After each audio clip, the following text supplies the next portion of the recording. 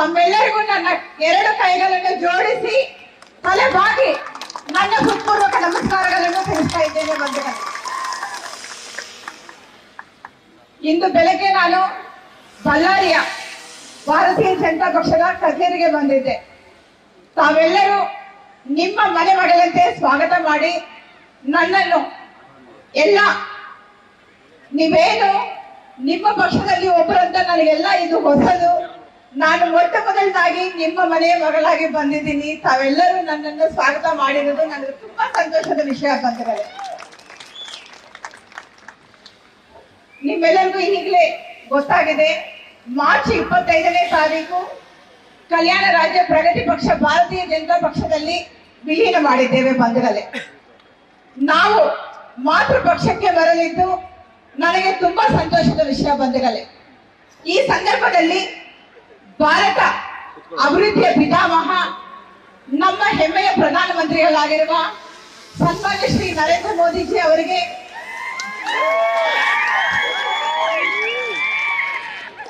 ರಾಷ್ಟ್ರೀಯ ಅಧ್ಯಕ್ಷರು ಶ್ರೀ ಜೆ.ಪಿ. ನಡ್ಡಾ ಅವರಿಗೆ, ಕೇಂದ್ರ ಗೃಹ ಸಚಿವರು ಹಾಗೂ ಅಭಿನವ ಸರ್ದಾರ್ ವಲ್ಲಭಾಯ್ ಪಟೇಲ್ ಎಂದು ಕರೆಯಲ್ಪಡುವ ಶ್ರೀ ಅಮಿತ್ ಶಾ ಜಿ ಅವರಿಗೆ, ರಾಷ್ಟ್ರೀಯ ಸಂಘಟನಾ ಕಾರ್ಯದರ್ಶಿಗಳು ಆದ ಬಿ.ಎಲ್. ಸಂತೋಷ್ ಜಿ ಅವರಿಗೆ, ಕರ್ನಾಟಕ ಧೀಮಂತ ನಾಯಕ ಮತ್ತು ರೈತ ನಾಯಕರು, ಮಾಜಿ ಮುಖ್ಯಮಂತ್ರಿಗಳಾದ ಸನ್ಮಾನ್ಯ ಶ್ರೀ ಯಡಿಯೂರಪ್ಪನವರಿಗೆ ಮತ್ತು ಅವರ ಸುಪುತ್ರ ಭಾರತೀಯ ಜನತಾ ಪಕ್ಷದ ರಾಜ್ಯಾಧ್ಯಕ್ಷರು ಶ್ರೀ ವಿಜಯೇಂದ್ರ ಅವರಿಗೆ, ಕರ್ನಾಟಕ ರಾಜ್ಯ ಉಸ್ತುವಾರಿಗಳಾದ ಶ್ರೀ ರಾಧಾ ಮೋಹನ್ ದಾಸ್ ಅಗರ್ವಾಲ್ ಜಿ ಅವರಿಗೆ, ಸಹ ಪ್ರಭಾರಿಗಳಾದ ಶ್ರೀ ಪೊಂಗುಲೇಟಿ ಸುಧಾಕರ್ ರೆಡ್ಡಿ ಅವರಿಗೆ, ವಿಧಾನಸಭೆ ವಿಪಕ್ಷ ನಾಯಕರಾಗಿರುವ ಶ್ರೀ ಅಶೋಕ್ ಅವರಿಗೆ, ಅಖಂಡ ಬಳ್ಳಾರಿ ಜಿಲ್ಲೆಯ ಚುನಾವಣೆ ಉಸ್ತುವಾರಿಗಳಾದ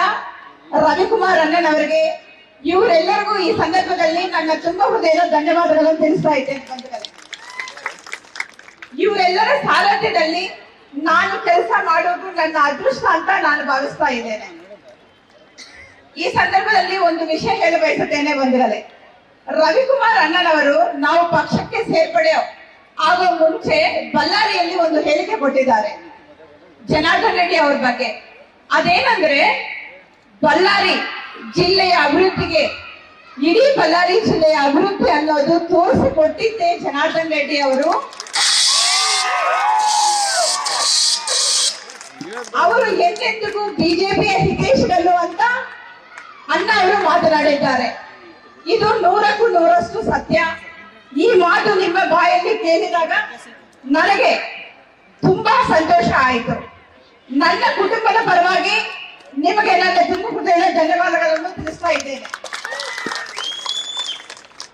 ಶ್ರೀರಾಮುಲು ಅಣ್ಣನವರು ಕಳೆದ 30 ವರ್ಷಗಳ ಹಿಂದೆ ನಗರಸಭಾ ಸದಸ್ಯರಾಗಬೇಕು ಅಂತ ಕನಸು ಕಂಡು ಜನಾರ್ದನ್ ರೆಡ್ಡಿ ಅವರನ್ನ ಕೇಳಿದಾಗ ಅವರು, ಜನಾರ್ದನ್ ರೆಡ್ಡಿ ಅವರು, ನೀನು MLA ಆಗುವಂತ ವ್ಯಕ್ತಿ, ನಿನಗೆ ನಗರಸಭಾ ಕನಸೈತೆ ಅಂದಾಗ, ಇಲ್ಲ ನಾನು ನಗರಸಭೆ ಸದಸ್ಯನಾಗುತ್ತೇನೆ ಎಂದು ಅವರು ಹೇಳಿದರು.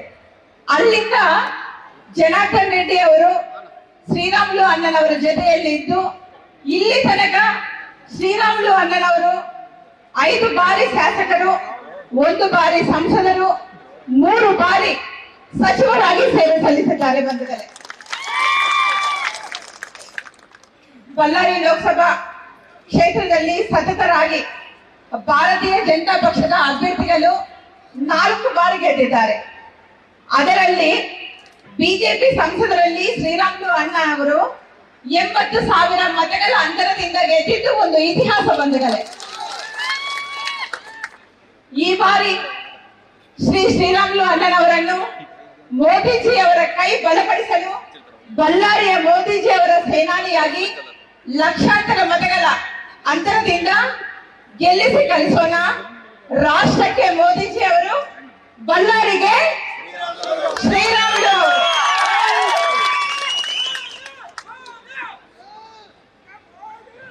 ಮೊನ್ನೆ ನಡೆದ ಚುನಾವಣೆಯಲ್ಲಿ ಬೇರೆ ಬೇರೆ ಕಾರಣದಿಂದ ಬದಲಾದ ರಾಜಕೀಯ ಬೆಳವಣಿಗೆಗಳಿಂದ ನಡೆದಿರುವ ಹಿಂದಿನ ಘಟನೆಗಳನ್ನು ತೆಗೆದುಕೊಳ್ಳುವ ಅವಶ್ಯಕತೆ ಇಲ್ಲ.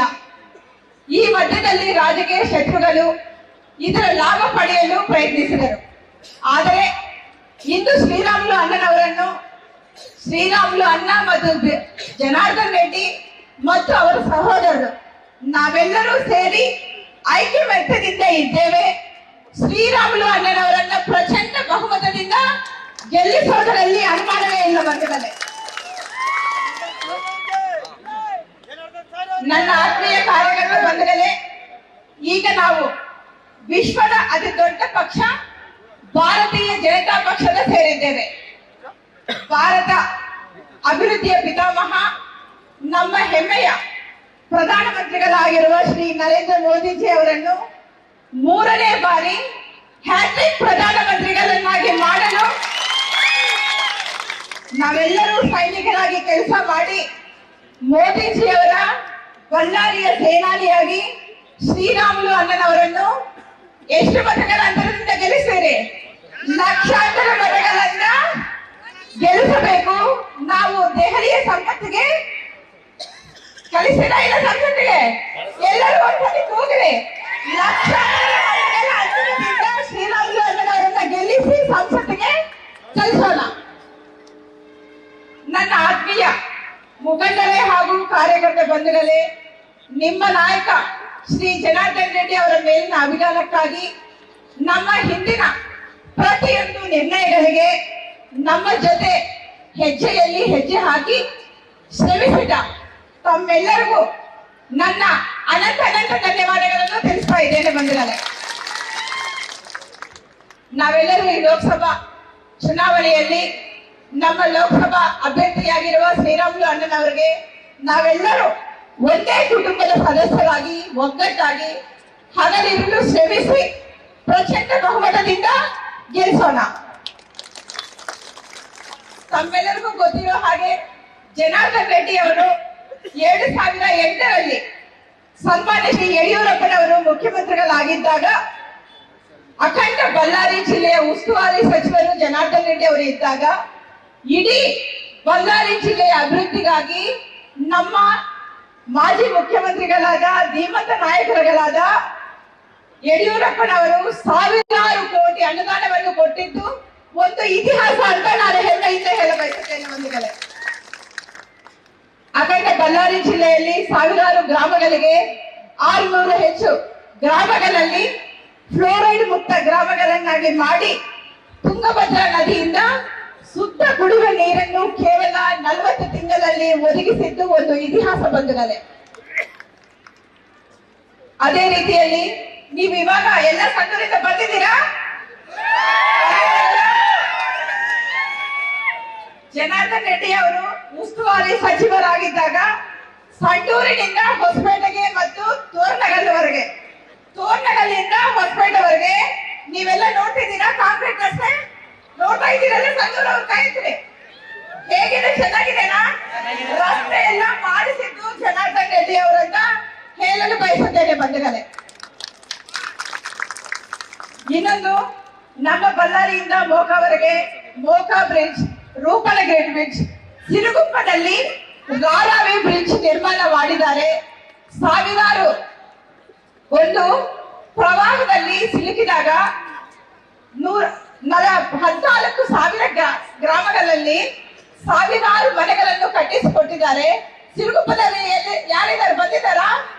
ಗೊತ್ತಾ? ಪ್ರವಾಹ ಬಂದಾಗ 14 ಗ್ರಾಮಗಳಲ್ಲಿ 14,000 ಮನೆಗಳನ್ನು ಕಟ್ಟಿಸಿಕೊಟ್ಟಿದ್ದಾರೆ ಬಂಧುಗಳೇ. ನಿಮ್ಮೆಲ್ಲರಿಗೂ ನೆನಪಿರುತ್ತೆ ಮೊನ್ನೆ ನಡೆದ ಘಟನೆಗಳಿವೆಲ್ಲಾನು. ಇನ್ನೊಂದು, ಇವತ್ತು ನಾವೇನು ವಿಜಯನಗರ ಜಿಲ್ಲೆಯಲ್ಲಿ ಕಮಲಾಪುರದಲ್ಲಿ ವಾಜಪೇಯಿ ಜಿಯೋಲಾಜಿಕಲ್ ಪಾರ್ಕ್ ನಿರ್ಮಾಣ ಮಾಡಿದ್ದಾರೆ ಬಂಧುಗಳೇ. ಇನ್ನೊಂದು, ಇವಾಗ ಅಖಂಡ ಬಳ್ಳಾರಿ ಜಿಲ್ಲೆಯಲ್ಲಿ ಸ್ವಾತಂತ್ರ್ಯದ ಅನಂತರ 2000ಕ್ಕೆ ಮುಂಚೆ ಕೇವಲ ನಮ್ಮ ಬಳ್ಳಾರಿಯಲ್ಲಿ 32 ಪ್ರಾಥಮಿಕ ಆರೋಗ್ಯ ಕೇಂದ್ರಗಳು ಇದ್ದವು. ಅದ ನಂತರ ಜನಾರ್ದನ್ ರೆಡ್ಡಿ ಅವರು ಉಸ್ತುವಾರಿ ಸಚಿವರಾಗಿದ್ದಾಗ, ಶ್ರೀರಾಮುಲು ಅಣ್ಣನವರು ಆರೋಗ್ಯ ಸಚಿವರಾಗಿದ್ದಾಗ ಆ ಸಮಯದಲ್ಲಿ ಸುಮಾರು ಇಡೀ ಅಖಂಡ ಬಳ್ಳಾರಿ ಜಿಲ್ಲೆಯಲ್ಲಿ 82 ಪ್ರಾಥಮಿಕ ಆರೋಗ್ಯ ಕೇಂದ್ರಗಳನ್ನು ಸ್ಥಾಪಿಸಲಾಯಿತು ಬಂಧುಗಳೇ. ಇನ್ನೊಂದು ವಿಷಯ ಏನಂದ್ರೆ, ಇಡೀ ಕರ್ನಾಟಕದಲ್ಲಿ 108 ಆಂಬುಲೆನ್ಸ್ ಅನ್ನು ಶ್ರೀರಾಮುಲು ಅಣ್ಣನವರು ಜನಾರ್ದನ್ ರೆಡ್ಡಿ ಅವರ ಯೋಜನೆಯಂತೆ ಜಾರಿಗೆ ತಂದರು. ಅದಕ್ಕೆ ಶ್ರೀರಾಮುಲು ಅಣ್ಣನವರನ್ನು ಏನು ಕರೀತಾರೆ, ಆರೋಗ್ಯ ಇಲಾಖೆಯಲ್ಲಿ 108 ಮಿನಿಸ್ಟರ್ ಅಂತ ಪ್ರಖ್ಯಾತಿ ಪಡೆದಿದ್ದಾರೆ.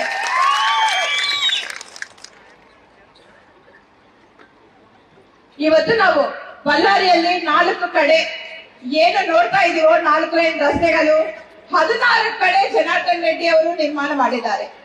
ಇವತ್ತು ಸುಂದರವಾದ ದುರ್ಗಮ್ಮ ದೇವಸ್ಥಾನ ನೋಡ್ತಾ ಇದ್ದೀವಿ. ನಮಗೆ ಮುಂದಿನ ದಿನಗಳಲ್ಲಿ ಇಂಟರ್ನ್ಯಾಷನಲ್ ಕ್ರಿಕೆಟ್ ಸ್ಟೇಡಿಯಂ ಬಂದೇ ಬರುತ್ತೆ ಬಂಧುಗಳೇ. ಇನ್ನೊಂದು, ತಾವು ನೋಡುತ್ತಿರುವ ಸುಂದರವಾದ ಜಿಲ್ಲಾಧಿಕಾರ ಕಚೇರಿ, ಇವೆಲ್ಲ ಇಡೀ ತೀರಾ ಹಿಂದುಳಿದ ಬಳ್ಳಾರಿ ಜಿಲ್ಲೆಯಾಗಿರುವ ಅಖಂಡ ಬಳ್ಳಾರಿ ಜಿಲ್ಲೆಯನ್ನು ಕೇವಲ 40 ತಿಂಗಳ ಅಲ್ಪ ಅವಧಿಯಲ್ಲಿ ಅಭಿವೃದ್ಧಿ ಮಾಡಿದ ಕೀರ್ತಿ ಸನ್ಮಾನ್ಯ ಶ್ರೀ ಯಡಿಯೂರಪ್ಪನವರದ್ದು ಮತ್ತು ಜನಾರ್ದನ್ ರೆಡ್ಡಿ ಅವರದ್ದು ಅಂತ ಹೇಳಲಿಕ್ಕೆ ಬಯಸ್ತಾ ಇದ್ದೇನೆ ಬಂಧುಗಳೇ. ಜನಾರ್ದನ್ ರೆಡ್ಡಿ ಅವರ ಕನಸಿನ ಬಳ್ಳಾರಿ ನನಸಾಗಲು ಇನ್ನಷ್ಟು ಬಹಳಷ್ಟು ಅಭಿವೃದ್ಧಿ ಕೆಲಸಗಳು ಬಾಕಿ ಇದೆ. ಇವೆಲ್ಲ ಕನಸುಗಳು ನನಸಾಗಬೇಕೆಂದರೆ ಲೋಕಸಭಾ ಅಭ್ಯರ್ಥಿಯಾಗಿರುವ ಶ್ರೀರಾಮುಲು ಅಣ್ಣನವರನ್ನು ನಾವೆಲ್ಲರೂ ವೇದಿಕೆ ಮೇಲೆ ಇರುವ ಮುಖಂಡರುಗಳು, ಬಂದಿರುವ ಎಲ್ಲ ಕಾರ್ಯಕರ್ತ ಬಂಧುಗಳು ನಾವೆಲ್ಲರೂ ಸೇರಿ ಅತ್ಯಂತ ಬಹುಮತದಿಂದ ಗೆಲ್ಲಿಸಿ ಕಲಿಸಬೇಕು.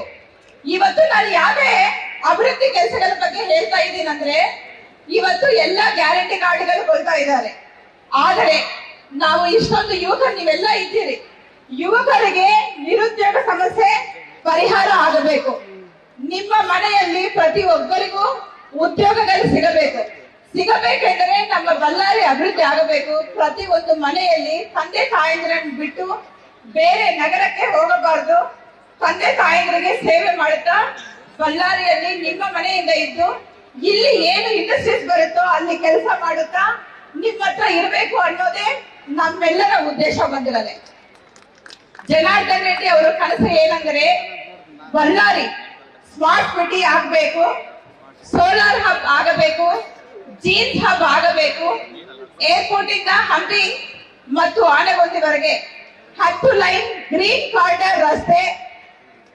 ಇನ್ನೊಂದು, ಜನಾರ್ದನ್ ರೆಡ್ಡಿ ಅವರ ಅತಿ ದೊಡ್ಡ ಕನಸು steel city of India Ballari ಆಗಬೇಕು.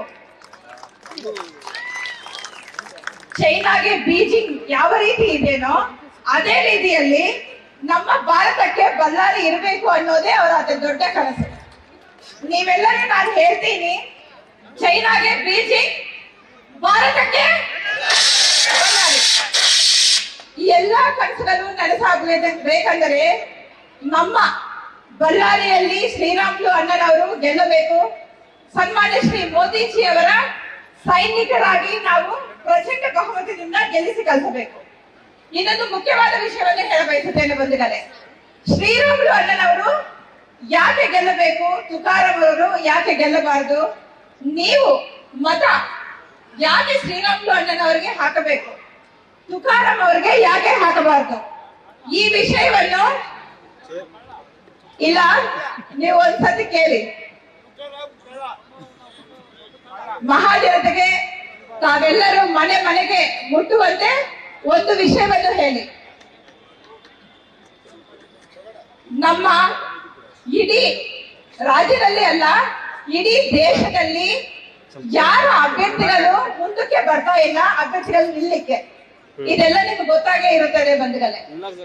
ಯಾಕಂದ್ರೆ ನಮ್ಮ ಬಳ್ಳಾರಿಯಲ್ಲಿ ವಿಪರ್ಯಾಸ ಏನಂದ್ರೆ, ನಾಗೇಂದ್ರ ಅವರ ಸಹೋದರ ಅಭ್ಯರ್ಥಿ ಅಂತ ಹೇಳಿ ಇಡೀ ಜಿಲ್ಲೆಯಲ್ಲಿ ಪ್ರಚಾರ ಮಾಡಿದ್ದಾರೆ. ಆದರೆ 25ನೇ ತಾರೀಕು ಜನಾರ್ದನ್ ರೆಡ್ಡಿ ಅವರು ಭಾರತೀಯ ಜನತಾ ಪಕ್ಷಕ್ಕೆ ಸೇರಿದ ತಕ್ಷಣ ನಾಗೇಂದ್ರ ಅವರು ಸೋಲಿನ ಭಯದಿಂದ ಹಿಂದಕ್ಕೆ ಸರಿದಿದ್ದಾರೆ. ಹಾಗಾಗಿ ಕಾಂಗ್ರೆಸ್ ಪಕ್ಷದವರು ತುಕಾರಾಂ ಅವರಿಗೆ ಟಿಕೆಟ್ ಕೊಟ್ಟಿದ್ದಾರೆ. ತುಕಾರಾಂ ಅವರು ಯಾವ ಧೈರ್ಯದಿಂದ ಟಿಕೆಟ್ ತಗೊಂಡಿದ್ದಾರೆ ಅಂದ್ರೆ, ಅವರು ಸೋತ್ರೆ MLA ಆಗಿ ಮಂತ್ರಿ ಆಗ್ತಾರೆ, ಗೆದ್ರೆ MP ಆಗ್ತಾರೆ ಎನ್ನುವ ಧೈರ್ಯ ಮತ್ತು ಆಸೆಯಿಂದ ಈ ರೀತಿಯಲ್ಲಿ ಒಂದು ಪ್ಲಾನ್ ಮಾಡಿ ಅವರನ್ನು ಅಭ್ಯರ್ಥಿಯಾಗಿ ಘೋಷಣೆ ಮಾಡಿದ್ದಾರೆ ಬಂಧುಗಳೇ. ಇದುವರೆಗೂ ಕಾಂಗ್ರೆಸ್ ಒಕ್ಕೂಟದಲ್ಲಿ ಪ್ರಧಾನಮಂತ್ರಿ ಅಭ್ಯರ್ಥಿ ಎಂದು ಯಾರು ಅಂತ ನಮ್ಗೆಲ್ಲರಿಗೂ ಗೊತ್ತಾಗ್ಲಿಲ್ಲ. ನಿಮ್ಗೇನಾದ್ರೂ ಗೊತ್ತಾ ಯಾರು ಪ್ರಧಾನಮಂತ್ರಿ ಅಭ್ಯರ್ಥಿ ಅಂತ? ಯಾರಿಗೂ ಗೊತ್ತಿಲ್ಲ. ಈ ಸಂದರ್ಭದಲ್ಲಿ ನಾವು ಯಾಕೆ ಕಾಂಗ್ರೆಸ್ಗೆ ವೋಟ್ ಹಾಕ್ಬೇಕು? ಕಾಂಗ್ರೆಸ್ ಪಕ್ಷಕ್ಕೆ ವೋಟ್ ಹಾಕಿ ಅಧಿಕಾರಕ್ಕೆ ಬರೋದಿಲ್ಲ ಎಂಬುದು ಎಲ್ಲರಿಗೂ ಗೊತ್ತು. ತಾವೆಲ್ಲರೂ ಕಾಂಗ್ರೆಸ್ಗೆ ವೋಟ್ ಹಾಕಿ ತಮ್ಮ ಮತವನ್ನು ವ್ಯರ್ಥ ಮಾಡಿಕೊಳ್ಳಬೇಡಿ. ಅವರಿಗೆ ವೋಟ್ ಹಾಕುವುದರಿಂದ, ತುಕಾರಾಮ್ ಅವರನ್ನು ಗೆಲ್ಲಿಸುವುದರಿಂದ ಅವರೇನು ಮಾಡೋದೇನು ಇಲ್ಲ. ಯಾಕಂದ್ರೆ ಮುಂದಿನ ದಿನಗಳಲ್ಲಿ ನಾವು ನಮ್ಮ ಹೆಮ್ಮೆಯ ಪ್ರಧಾನಿ ಶ್ರೀ ನರೇಂದ್ರ ಮೋದಿಜಿ ಅವರು 3ನೇ ಬಾರಿ ಹ್ಯಾಟ್ರಿಕ್ ಪ್ರಧಾನಮಂತ್ರಿಗಳು ಆಗುತ್ತಾರೆ ಎಂಬ ಇಡೀ ದೇಶದ ಪ್ರಜೆ ಮಾತನಾಡುತ್ತಾರೆ. ಎಲ್ಲ ಮಾಧ್ಯಮಗಳು, ವಿದೇಶ ಅನೇಕ ಪ್ರಮುಖರುಗಳು ಮೋದಿಜಿ ಅವರು ಮತ್ತೊಮ್ಮೆ ಹ್ಯಾಟ್ರಿಕ್ ಪ್ರಧಾನಮಂತ್ರಿಗಳು ಆಗುತ್ತಾರೆ ಎಂಬ ಭವಿಷ್ಯವನ್ನು ನುಡಿದಿದ್ದಾರೆ ಬಂಧುಗಳೇ. ಇವತ್ತು ನಿಮ್ಮೆಲ್ಲರಿಗೂ ಹೇಳೋದೊಂದೇ, ದಯಮಾಡಿ ತುಕಾರಾಮ್ ಅವರಿಗೆ, ಕಾಂಗ್ರೆಸ್ ಪಕ್ಷಕ್ಕೆ ನೀವೆಲ್ಲರೂ ವೋಟ್ ಹಾಕಿ ನಿಮ್ಮ ವೋಟ್ ಅನ್ನು ವ್ಯರ್ಥ ಮಾಡ್ಕೊಳ್ಳಬೇಡಿ, ವೇಸ್ಟ್ ಮಾಡ್ಕೋಬಾರ್ದು. ಬರೋದು NDA ಸರ್ಕಾರ, ಪ್ರಧಾನಮಂತ್ರಿ ಆಗೋದು ನಮ್ಮ ಭಾರತಾಂಬೆಯ ಹೆಮ್ಮೆಯ ಪುತ್ರ ನರೇಂದ್ರ ಮೋದಿಜಿ ಅವರು. ಇದು ಸೂರ್ಯಚಂದ್ರರಷ್ಟೇ ಸತ್ಯ ಬಂಧುಗಳೇ. ನಾವೆಲ್ಲರೂ ಇವತ್ತು ಒಂದು ಸಂಕಲ್ಪ ಮಾಡೋಣ ಬಂಧುಗಳೇ. ಅದೇನೆಂದ್ರೆ, ನಮ್ಮ ಬಳ್ಳಾರಿಯಿಂದ ಶ್ರೀರಾಮುಲು ಅವರನ್ನ ಅತ್ಯಂತ ಬಹುಮತದಿಂದ, ಲಕ್ಷಾಂತರ ಮತಗಳ ಅಂತರದಿಂದ ಗೆಲ್ಲಿಸಿಕೊಡೋಣ ಅಂತ ಒಂದು ದೊಡ್ಡ ಸಂಕಲ್ಪವನ್ನು ಮಾಡೋಣ ಬಂಧುಗಳೇ. ಇನ್ನೊಂದು, ಈ ವೇದಿಕೆಯಲ್ಲಿ ನಾಗೇಂದ್ರ ಅಣ್ಣನವರಿಗೆ ಒಂದು ಮಾತನ್ನು ಹೇಳ ಬಯಸುತ್ತೇನೆ ಬಂಧುಗಳೇ. ನಾಗೇಂದ್ರ ಅವರು ಜನಾರ್ದನ್ ರೆಡ್ಡಿ ಅವರ ಬಗ್ಗೆ ಒಂದು ಮಾತು ಹೇಳಿದ್ದಾರೆ. 100 ಜನಾರ್ದನ್ ರೆಡ್ಡಿ ಅವರುಗಳು ಬಂದ್ರು ಏನು ಮಾಡಕ್ಕಾಗಲ್ಲ ಕಾಂಗ್ರೆಸ್ನು ಅಂತ. ಆದ್ರೆ ನಾಗೇಂದ್ರ ಅವರೇ, ನೀವು ಒಂದು ಮಾತನ್ನು ನೆನಪಿಟ್ಕೊಳ್ರಿ. 100 ಜನ ಜನಾರ್ದನ್ ರೆಡ್ಡಿ ಅವರು ಬೇಕಾಗಿಲ್ಲ, ಒಬ್ಬ ಜನಾರ್ದನ್ ರೆಡ್ಡಿ ಅವರ ಅಭಿಮಾನಿ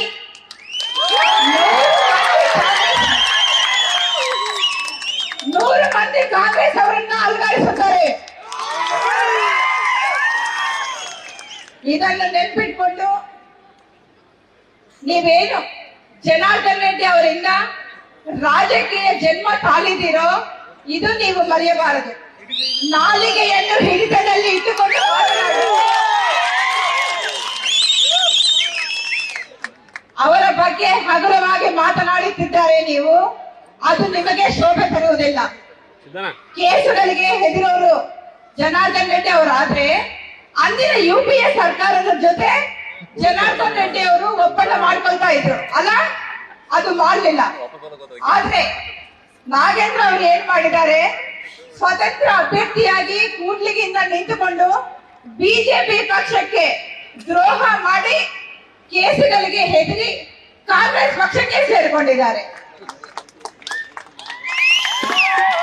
ಜನಾರ್ದನ್ ರೆಡ್ಡಿ ಅವರು ಎಷ್ಟೇ ಕಷ್ಟಗಳು ಬಂದರೂ ಕೂಡ ಅವೆಲ್ಲವನ್ನು ಧೀರನಂತೆ ಎದುರಿಸಿದ್ದಾರೆ. ಅವರ ಗಟ್ಟಿತನವನ್ನು ಇಡೀ ಕರ್ನಾಟಕ ರಾಜ್ಯದ ಜನರು ಜನಾರ್ದನ್ ರೆಡ್ಡಿ ಅವರನ್ನು ಅಪ್ಪಿಕೊಂಡಿದ್ದಾರೆ ಬಂಧುಗಳೇ. ನೀವು ಇದೇ ರೀತಿ ಸಣ್ಣತನಗಳ ಮಾತುಗಳನ್ನು ಮಾತನಾಡಿದ್ರೆ ಜನರು ಬರುವಂತ ದಿನಗಳಲ್ಲಿ ನಿಮಗೆ ಬುದ್ಧಿ ಕಲಿಸ್ತಾರೆ. ಅದು ಈ ಲೋಕಸಭಾ ಚುನಾವಣೆಯಲ್ಲೇ ನಿಮ್ಗೆ ಗೊತ್ತಾಗುತ್ತೆ ಅಂತ ನಾನು ಹೇಳ್ತಾ ಇದ್ದೇನೆ. ನನ್ನ ಆತ್ಮೀಯ ಕಾರ್ಯಕರ್ತ ಬಂಧುಗಳೇ, 18ನೇ ಚುನಾವಣೆ, ಲೋಕಸಭಾ ಚುನಾವಣೆ, ಇದು ನಮ್ಮ ಹೆಮ್ಮೆಯ ಚುನಾವಣೆ. ಇಡೀ ವಿಶ್ವದಲ್ಲೇ ಅತಿ ಹೆಚ್ಚು ಜನಸಂಖ್ಯೆ ಇರುವ ಪ್ರಜಾಪ್ರಭುತ್ವದ ದೇಶ ನಮ್ಮ ದೇಶ. ಈ ದೇಶಕ್ಕೆ ಒಳ್ಳೆ ನಾಯಕರು ಬೇಕು, ನಾಯಕತ್ವ ಬೇಕು. ಅಂತಹ ನಾಯಕರು, ಧೀಮಂತ ನಾಯಕರು ನಮ್ಮ ಹೆಮ್ಮೆಯ ಪ್ರಧಾನಿ ಸನ್ಮಾನ್ಯ ಶ್ರೀ ನರೇಂದ್ರ ಮೋದಿಜಿ ಅವರು. ಅವರು 3ನೇ ಬಾರಿ ಹ್ಯಾಟ್ರಿಕ್ ಪ್ರಧಾನಮಂತ್ರಿಗಳಾಗಿ ಗೆಲ್ಲಲಿದ್ದಾರೆ. ನಾವು ಒಂದು ನಮ್ಮ ಕನ್ನಡದಲ್ಲಿ ಹೇಳಬೇಕೆಂದರೆ, ನಮ್ಮೆಲ್ಲರ ಮತದಾನದ ಕಿಚ್ಚು ಬಿಜೆಪಿ ಗೆಲ್ಲಲಿದೆ 400ಕ್ಕೆ ಹೆಚ್ಚು. आपकी बात 400 पार, आपकी बात ನರೇಂದ್ರ ಮೋದಿಜಿ ಅವರ ಸುದೀರ್ಘ 10 ವರ್ಷಗಳ ಕಾಲ ಆಡಳಿತದಲ್ಲಿ ದೇಶದ ರಕ್ಷಣೆಗಾಗಿ, ದೇಶದ ಅಭಿವೃದ್ಧಿಗಾಗಿ ದೇಶದ ಜನತೆಯ ಏಳಿಗೆಗಾಗಿ ಅನೇಕ ಯೋಜನೆಗಳನ್ನು ರೂಪಿಸಿದ್ದಾರೆ ಬಂಧುಗಳೇ. ವಿಶೇಷವಾಗಿ ಹೆಣ್ಮಕ್ಕಳಿಗೆ ಉಜ್ವಲ ಯೋಜನೆ ಅಡಿಯಲ್ಲಿ 10,32,00,000 ಅಕ್ಕ ತಂಗಿಯರಿಗೆ ಗ್ಯಾಸ್ ಕನೆಕ್ಷನ್ ಕಲ್ಪಿಸಲಾಯಿತು. ಎರಡನೇದು ಮಹಿಳೆಯರಿಗಾಗಿ 33% ಮಹಿಳಾ ಮೀಸಲಾತಿಯನ್ನು ಜಾರಿಗೆ ತಂದು ಇಡೀ ಭಾರತೀಯ ಮಹಿಳೆಯರಿಗೆ ಅತ್ಯುನ್ನತ ಸ್ಥಾನವನ್ನು ಕಲ್ಪಿಸಿದ್ದ ಕೀರ್ತಿ ನಮ್ಮ ಸನ್ಮಾನ್ಯ ಶ್ರೀ ಮೋದಿಜಿ ಅವರಿಗೆ ಸಲ್ಲಿಸುತ್ತದೆ ಬಂಧುಗಳೇ. ಮೂರನೇದು 500 ವರ್ಷಗಳ ನಮ್ಮೆಲ್ಲರ ಭಾರತೀಯರ ಕನಸು ಅಯೋಧ್ಯೆ ರಾಮ ಮಂದಿರ. ರಾಮ ಮಂದಿರವನ್ನು ನಿರ್ಮಾಣ ಮಾಡಿ ರಾಮಲಲ್ಲ ವಿಗ್ರಹವನ್ನು ಸ್ಥಾಪನೆ ಮಾಡಿದ ಕೀರ್ತಿ ಘನತೆ ನಮ್ಮ ನರೇಂದ್ರ ಮೋದಿಜಿ ಅವರದ್ದು. ಇಡೀ ವಿಶ್ವವೇ ಕರೋನಾ ಎಂಬ ಮಹಾಮಾರಿಯ ಕವಿಗುಷ್ಟಿಯಲ್ಲಿ ಸಿಲುಕಿದಾಗ ಅವರು ತಗೊಂಡಿರುವ ನಿರ್ಣಯಗಳು, ವಿದೇಶಿಗಳಿಗೆ ವೈದ್ಯಕೀಯ ಸಹಾಯ ಯಾವ ರೀತಿ ಅಂದ್ರೆ ಇಡೀ ವಿಶ್ವವೇ ಮೆಚ್ಚುವಂತದ್ದು, ಕೊಂಡಾಡುವಂತದ್ದು ಬಂಧುಗಳೇ. ಸನ್ಮಾನ್ಯ ಶ್ರೀ ಮೋದಿಜಿ ಅವರ ಮತ್ತೊಂದು ಯಶಸ್ವಿ ಕಾರ್ಯಕ್ರಮ ಚಂದ್ರಯಾನ ಯೋಜನೆ. ಇಡೀ ವಿಶ್ವದಲ್ಲೇ ಭಾರತ ಕಡೆ ನೋಡುವಂತೆ ಮೋದಿಜಿ ಅವರ ನೇತೃತ್ವದಲ್ಲಿ ನಮ್ಮ ವಿಜ್ಞಾನಿಗಳು ಅತಿ ಕಡಿಮೆ ವೆಚ್ಚದಲ್ಲಿ ಚಂದ್ರಯಾನ ಯೋಜನೆಯನ್ನು ಯಶಸ್ವಿಗೊಳಿಸಿದ್ದಾರೆ. ಇದು ನಮ್ಮ ಇಡೀ ಭಾರತೀಯರಿಗೆ ಹೆಮ್ಮೆಯ ವಿಷಯ ಬಂಧುಗಳೇ. ಭಾರತ ಮಾತೆಯ ಕೊರಳಿನಲ್ಲಿ ನಮ್ಮ ಭಾರತೀಯ ಜನತಾ ಪಕ್ಷದ ಕಮಲದ ಹಾರ, ಬಳ್ಳಾರಿಯಲ್ಲಿ ಕೂಡ ನಮ್ಮ ಕಮಲ ಅರಳಿ ಭಾರತ ಮಾತಾ ಕೊರಳಿಗೆ ಸೇರಬೇಕು ಅನ್ನೋದು ನಮ್ಮೆಲ್ಲರ ಆಸೆ. ಅದೇನಂದ್ರೆ ನಮ್ಮ ಬಳ್ಳಾರಿ ಜಿಲ್ಲೆಯ ಕಮಲ ಅರಳುವುದು ಅದು ಶ್ರೀರಾಮುಲು ಅಣ್ಣನವರು ಗೆಲ್ಲಬೇಕು ಅಂತ. ನನ್ನ ಆತ್ಮೀಯ ಕಾರ್ಯಕರ್ತ ಬಂಧುಗಳೇ, ತಮ್ಮೆಲ್ಲರಿಗೂ ನನ್ನದೊಂದು ಕಳಕಳಿಯ ವಿನಂತಿ. ದಯವಿಟ್ಟು ತಾವೆಲ್ಲರೂ ನಮ್ಮ ಬಳ್ಳಾರಿಯ ಲೋಕಸಭಾ ಅಭ್ಯರ್ಥಿಯಾಗಿರುವ ಶ್ರೀರಾಮುಲು ಅಣ್ಣನವರನ್ನ ನೀವೇ ಅಲ್ಲ, ನಿಮ್ಮಿಂದ ಎಷ್ಟು ಓಟ್ ಹಾಕಿಸ್ತೀರಿ, ನಿಮಗೆ ಎಷ್ಟು ಆಗುತ್ತೇನೋ ಇಡೀ ಬಳ್ಳಾರಿ ಜಿಲ್ಲೆಯಲ್ಲೇ ಅಲ್ಲ ಇಡೀ ನಗರದಲ್ಲಿ ನೀವು ಏನು ಅನ್ಕೊಳ್ತಾ ಇದ್ದೀರಲ್ಲ, ನಿಮಗೆ ಒಂದು 10 ಜನ ಗೊತ್ತು, 100 ಜನ ಗೊತ್ತು, 1000 ಜನ ಗೊತ್ತು, ಎಲ್ಲ ಒಂದು ಓಟು ಕಾಂಗ್ರೆಸ್ ಪಕ್ಷಕ್ಕೆ ಹೋಗಬಾರದು. ನೀವೆಲ್ಲರೂ ಒಗ್ಗಟ್ಟಿನಿಂದ ಕೆಲಸ ಮಾಡಿ ಶ್ರೀರಾಮುಲು ಅಣ್ಣನವರನ್ನ ಅತಿ ಹೆಚ್ಚು ಬಹುಮತಗಳ ಅಂತರದಿಂದ ಗೆಲ್ಲಿಸಬೇಕು ಅಂತ ನನ್ನ ಕಳಕಳಿಯ ಮನವಿ ಮಾಡ್ತಾ ಇದ್ದೇನೆ ಬಂದ್ರೆ. ಭಾರತ ಮಾತಾ ಕಿ ಜೈ. ನರೇಂದ್ರ ಮೋದಿಜಿ ಅವರಿಗೆ ಜೈ ಶ್ರೀರಾಮ್. ನ್ಯೂಸ್ ಫಸ್ಟ್ ನಿರ್ಭೀತಿಯಿಂದ ನಿಮ್ಮ ಪರವಾಗಿ.